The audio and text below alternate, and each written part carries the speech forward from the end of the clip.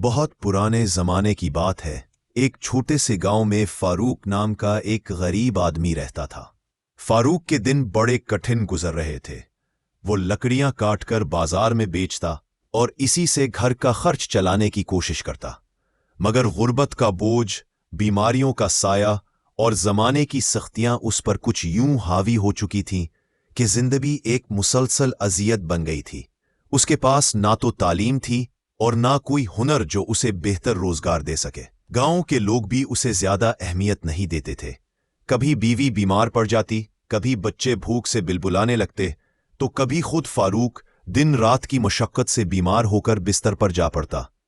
अक्सर शाम के वक्त वो अपने खस्ता हाल मकान के टूटे दरवाजे के पास बैठकर सोचों में गुम हो जाता। जिंदगी की तल्ख हकीकतें और नाकामियों का बोझ उसके दिल को अंदर ही अंदर खा रहा था। फारूक सोचते हुए, काश मेरी जिंदगी भी इन बादलों की तरह आजाद और हल्की फुल्की होती, जो बिना किसी फिक्र के इधर से उधर गुजर जाते हैं। एक दिन वो एक बड़े दरख्त के नीचे बैठा था। सख्त मायूसी और थकन उसके चेहरे पर साफ झलक रही थी। इतने में परिंदों का एक झुंड आसमान से उतरता हुआ आया और करीब ही जमीन पर दाना चगने लगा। परिंदों की वो मासूम चहचहाट गोया फारूक के दिल के जख्मों पर मरहम रख रही थी, मगर उसके अंदर का गुस्सा और बेबसी कुछ और ही थी। उसने झंझलाकर जोर से आवाजें निकाली और पत्थर उठाकर परिंदों को उड़ा दिया। फारूक गुस्से, मैं ये परिंदे भी मेरी गुर्बत का मजाक उड़ाने आते हैं। उन्हें देखकर मुझे अपनी भूख और मजबूरी और ज्यादा याद आती है। रावी वक्त गुजरता गया। गुर्बत और महरूमी की जंजीरें उसके कदमों को और बांधती गईं, यहां तक कि एक दिन वो इतना दिल शिकस्ता हुआ कि उसने सोचा कि अब मजीद जिंदा रहने का कोई फायदा नहीं। उसने इरादा कर लिया कि वो अपनी जिंदगी खत्म कर दे। एक दिन वो खामोशी से घर से निकला और गांव के किनारे एक खुश्क कुएं की तरफ बढ़ने लगा। उसके दिल में ख्याल आया कि अगर वो इस अंधे कुएं में छलांग लगा दे तो सारी तकलीफें खत्म हो जाएंगी, मगर तकदीर के खेल बड़े अजीब होते हैं। जैसे ही वो कुएं के किनारे पहुंचा, वहाँ एक अजनबी दरवेश बैठा हुआ नजर आया। दरवेश की दाढ़ी सफ़ेद थी, चेहरा नूरानी और आंखों में एक अजीब सी चमक थी। उसने मुस्कुराकर कहा, ऐ थके हुए मुसाफिर, ये क्या इरादा है तेरा? क्या तू अपनी ज़िंदगी की सबसे बड़ी नेमत को यूं बर्बाद करने आया है? फारूक के कदम वहीं रुक गए। इसकी आंखों में आंसू आ गए। इसने रोते हुए कहा, बाबा, मेरी ज़िंदगी दुखों और भूख से भरी हुई है। मैं दिन रात मेहनत करता हूँ, मगर मेरे बच्चों के नसीब में रोटी का एक नवाला भी नहीं। जब हर तरफ नाकामी हो तो इंसान आखिर कब तक जीता रहे? दरवेश ने निहायत नरमी से कहा, बेटे याद रख, ज़िंदगी अल्लाह की अमानत है। अपनी जान खुद लेना सबसे बड़ा गुनाह है। मोमिन कभी मायूस नहीं होता। मुसीबतें इंसान के ईमान का इम्तिहान है। अगर तू सब्र करेगा और अल्लाह पर भरोसा रखेगा तो यकीन जान अंधेरी रात के बाद सुबह ज़रूर तुलू होती है। फारूक हिचकिचाते हुए बोला, बाबा, मेरा दिल कहता है कि आप सच बोल रहे हैं, लेकिन ये गुर्बत और ये ज़िल्लत मुझे तोड़ देती है। आखिर मेरा अच्छा वक्त कब आएगा? क्या कभी किस्मत मेरा साथ देगी? दरवेश ने गहरी मुस्कुराहट के साथ कहा, बेटे, अच्छा वक्त आने से पहले इसकी निशानियां ज़रूर ज़ाहिर होती हैं, लेकिन इससे पहले तुझे अपनी एक कमज़ोरी बदलनी होगी।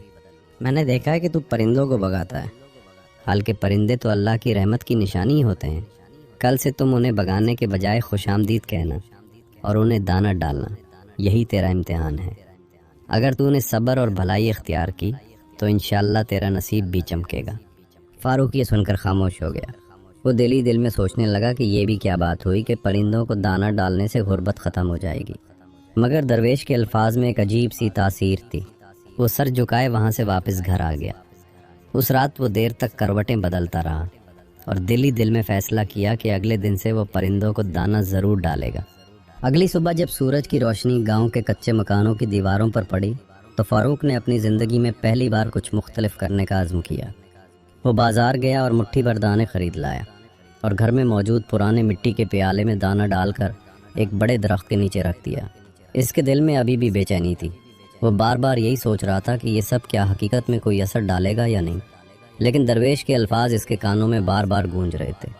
परिंदे अल्लाह की रहमत की निशानी हैं, अगर तू इनकी खिदमत करेगा तो तेरा नसीब भी चमकेगा। शाम के वक्त जब परिंदों का एक छोटा सा झुंड आया तो वो डरे बगैर प्याले के पास बैठने लगे। फारूक के दिल में अजीब सी घबराहट और साथ ही नरम सी खुशी पैदा हुई। وہ انہیں غور سے دیکھنے لگا۔ جب پرندے دانہ چگتے اور اپنی میٹھی آواز میں چہچہاتے تو فاروق کے دل کو جیسے کچھ سکون ملنے لگتا۔ وہ کچھ لمحے انہیں یوں ہی دیکھتا رہا، پھر سوچ میں پڑ گیا کہ شاید یہ واقعی کسی نئے سفر کی شروعات ہے۔ اسی دن اس نے اپنی بیوی کو یہ بات بتائی۔ بیوی نے تعجب سے پوچھا، یہ سب کرنے سے کیا ملے گا؟ کیا پرندے ہماری بھوک مٹائیں گے؟ فاروق نے آ بھری اور کہا، مجھے بھی سمجھ نہیں آتی، مگر بابا درویش نے کہا ہے کہ یہی میرے امتحان کی پہلی سیڑھی ہے، اور میرا دل کہتا ہے کہ ان کے الفاظ میں ضرور کوئی راز ہے۔ بیوی خاموش ہو گئی، شاید اس کے دل میں بھی ایک چھوٹی سی امید جاگی تھی۔ اگلے دن پھر وہی عمل دہرایا گیا۔ فاروق لکڑیاں کاٹنے کے بعد تھوڑی سی کمائی میں سے کچھ دانے ضرور خرید کر لاتا اور درخت کے نیچے رکھ دیتا۔ ابتدا میں یہ عمل اس کے دل پر بوجھ سا لگتا تھا، کیونکہ خود کے پاس کھانے کو مشکل سے ہوتا تھا اور وہ پرندوں پر خرچ کر رہا تھا۔ لیکن آہستہ آہستہ اسے محسوس ہونے لگا کہ گھر میں ایک عجیب سا سکون آ رہا ہے۔ بچے جب پرندوں کو دیکھ کر خوشی سے تالیاں بجاتے تو فاروق کے دل کو بھی خوشی ملتی۔ چند دن گزرے تو ایک حیرت انگیز واقعہ پیش آیا۔ فاروق جنگل سے لکڑیاں کاٹ کر لوٹا تو دیکھا کہ اس کے گھر کے پاس کچھ لوگ کھڑے ہیں۔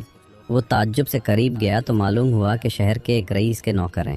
ان میں سے ایک نے کہا، ہمارے آقا نے یہاں سے گزرتے ہوئے تمہارے دروازے پر پرندوں کو دانہ چگتے دیکھا۔ وہ بہت خوش ہوئے اور کہا کہ ایسے شخص کے پاس ضرور نیک نیتی اور سچائی ہے۔ وہ چاہتے ہیں کہ تم ان کے گھر لکڑیاں پہنچانے کا کام سنبھالو، اس کے بدلے تمہیں زیادہ مزدوری دی جائے گی۔ یہ سن کر فاروق کی آنکھوں سے آنسو نکل آئے۔ اس نے دل ہی دل میں کہا، یا اللہ، شاید یہ وہی پہلا اشارہ ہے جس کا وعدہ درویش نے کیا تھا۔ اس نے فوراً حامی بھر لی اور شکرانے کے طور پر مسجد میں جا کر 2 رکعت نماز ادا کی۔ اب حالات میں ذرا بہتری آنے لگی۔ جہاں پہلے وہ دن بھر مشقت کے بعد مشکل سے چند سکے کماتا تھا، اب رئیس کے ہاں لکڑیاں پہنچانے پر اسے پہلے سے زیادہ اجرت ملنے لگی۔ گھر میں فاقے ختم تو نہیں ہوئے، لیکن کم از کم بھوک کی شدت کچھ کم ہونے لگی۔ بچوں کے چہروں پر خوشی کی ہلکی سی جھلک ابھرنے لگی۔ مگر کہانی یہی ختم نہیں ہوئی۔ کچھ دن کے بعد پھر آزمائش نے دروازہ کھٹکھٹایا۔ رئیس کا بیٹا بیمار ہو گیا۔ حکیم اور دوا کے باوجود صحت بحال نہ ہوئی۔ ایک دن رئیس خود فاروق کے پاس آیا۔ اس نے فاروق سے کہا، میں نے سنا ہے کہ تمہارے گھر کے قریب ہمیشہ پرندے چہچہاتے ہیں اور وہاں سکون کی فضا ہوتی۔ میرے بیٹے کو وہاں کچھ دیر رہنے دو تاکہ شاید اس کے دل کو سکون ملے۔ فاروق حیران ہو گیا مگر فوراً اجازت دے دی۔ رئیس نے اپنے بیٹے کو فاروق کے گھر بھیجا۔ وہ بچہ روز شام کو پرندوں کو دانہ چگتے دیکھتا اور خوشی محسوس کرتا۔ حیرت انگیز طور پر کچھ ہی دن میں اس کی بیماری ہلکی ہونے لگی۔ رئیس بے حد خوش ہوا اور اس نے فاروق کو انعام کے طور پر ایک بڑا تھیلا اناج اور کچھ سونے کے سکے دیے۔ یہ وہ لمحہ تھا جب فاروق کے دل کو یقین ہو گیا کہ واقعی پرندے رحمت کی علامت ہیں۔ اس کے اندر ایک نئی امید جاگ اٹھی۔ اس نے اپنی بیوی سے کہا، دیکھو، بابا درویش کی باتیں سچ ثابت ہو رہی ہیں۔ اگر ہم صبر اور بھروسہ کریں تو اللہ ضرور ہماری محنت کا پھل دیتا ہے۔ بیوی کی آنکھوں میں بھی آنسو آ گئے۔ وہ فوراً بولی، واقعی اب مجھے یقین آ گیا کہ اللہ کبھی اپنے بندے کو اکیلا نہیں چھوڑتا۔ یوں فاروق کی زندگی کے اندھیرے میں ایک ہلکی سی روشنی نمودار ہونے لگی، لیکن اسے یہ خبر نہ تھی کہ یہ تو محض شروعات ہے۔ اصل آزمائش اور اصل انعام تو ابھی باقی ہے۔ فاروق کی زندگی میں جیسے ایک نئی صبح کا آغاز ہوا تھا، مگر تقدیر کے کھیل ہمیشہ سیدھی لکیر پر نہیں چلتے۔ رئیس کے بیٹے کی صحت بہتر ہونے کے بعد گاؤں میں لوگوں کی نظریں بھی فاروق پر ٹکنے لگی۔ پہلے جو لوگ اسے غریب اور بے بس سمجھ کر حقیر جانتے تھے، اب آہستہ آہستہ اس کے قریب آنے لگے۔ کچھ لوگ دل سے خوش تھے کہ فاروق کے حالات بہتر ہو رہے ہیں، مگر کچھ دل میں حسد پالنے لگے۔ خاص طور پر گاؤں کے چند سوداگر جو رئیس کے کام کاج سنبھالتے تھے، انہیں یہ بات سخت چبھ رہی تھی کہ رئیس نے ایک معمولی لکڑہارے کو اپنی خدمت کے قابل سمجھ لیا ہے۔ وہ دل ہی دل میں سازش کرنے لگے کہ کیسے فاروق کو دوبارہ ذلت میں دھکیل دیا جائے۔ دوسری طرف فاروق نے اپنی نئی ذمہ داری کو پوری ایمانداری سے نبھانا شروع کر دیا۔ اب وہ نہ صرف لکڑیاں پہنچاتا بلکہ رئیس کے نوکروں کے ساتھ مل کر گھر کے دیگر کاموں میں بھی ہاتھ بٹاتا۔ اس کے اندر ایک نیا اعتماد پیدا ہونے لگا۔ مگر فاروق کی سب سے بڑی خوشی اب پرندوں سے جڑ چکی تھی۔ وہ روزانہ صبح اور شام دانہ ڈالنے کا عمل نہیں چھوڑتا تھا۔ گاؤں کے کچھ لوگ اس پر ہنستے اور کہتے، یہ آدمی پاگل ہو گیا ہے، خود کے پاس کھانے کو نہیں اور پرندوں پر خرچ کرتا ہے۔ مگر فاروق مسکرا کر جواب دیتا، یہ پرندے ہی میرے نصیب کے گواہ ہیں۔ ایک دن ایک عجیب واقعہ پیش آیا۔ صبح کے وقت جب فاروق دانہ ڈالنے گیا تو اس نے دیکھا کہ درجنوں نہیں بلکہ سینکڑوں پرندے اس کے دروازے کے پاس جمع ہیں۔ وہ سب ایک ساتھ چہچہانے لگے، جیسے کوئی بڑی خبر سنا رہے ہوں۔ فاروق حیرت میں کھڑا تھا کہ اچانک ایک بوڑھا اجنبی مسافر اس کے گھر کے سامنے آ کر رکا۔ اس نے فوراً کہا، اے نیک دل انسان، میں کئی دنوں سے سفر میں ہوں، تیرے دروازے کے پاس یہ سکون دیکھ کر میرا دل رکنے کو چاہتا ہے، مجھے یہاں ایک رات پناہ دے دے۔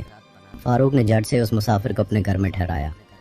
اس رات مسافر نے کھانے کے بعد فاروق سے کہا، میں نے دنیا کے کئی خطے دیکھے ہیں، پرندوں کی یہ برکت جہاں اکٹھی ہو وہاں اللہ کی خاص رحمت اترتی ہے، یاد رکھ تیری زندگی کا اصل امتحان اب شروع ہونے والا ہے۔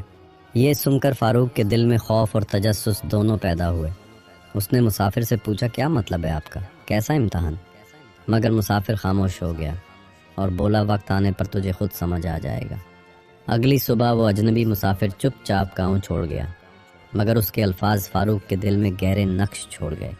اب فاروق کو ہر لمحہ یہ خیال ستانے لگا کہ آخر وہ کون سا امتحان ہے جو اس کے قریب آ رہا ہے، اور کیا وہ اس آزمائش پر پورا اتر پائے گا؟